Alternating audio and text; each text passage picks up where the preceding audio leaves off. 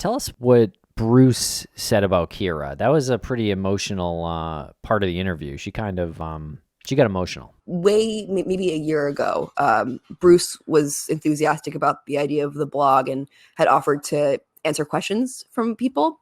And Kira, she didn't submit any questions. She just said, I miss Brianna so much. I'm very impressed by everything that you're doing. And I didn't publish this because it was clearly just like a little conversation between the two of them. But Bruce had said, his answer was simply, Kira was a true friend to Bri. And it just says everything. Bruce he's not the type that's just going to talk and say anything unless he really has something to say. And he's concise. And when he speaks, it counts. And you can hear it from talking to Kira. She was the mother hen and was protective of Bri and took good care of her. And that was something that was not lost on Bruce. I did want to say that, Bruce Maitland, Brianna's dad, made the comment that you were a true friend. You are a true friend to Bri. And I just think that's very powerful because even though you weren't really talking close to the disappearance, that kind of resonated with him, the way that you treated and looked after her. Thank you for telling me that. That means a lot to me. You're welcome.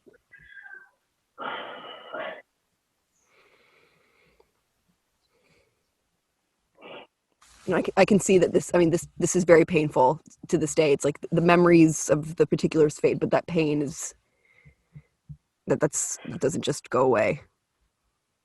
No, it doesn't. No, it does. It doesn't at all. I'm triggered by it or about it constantly.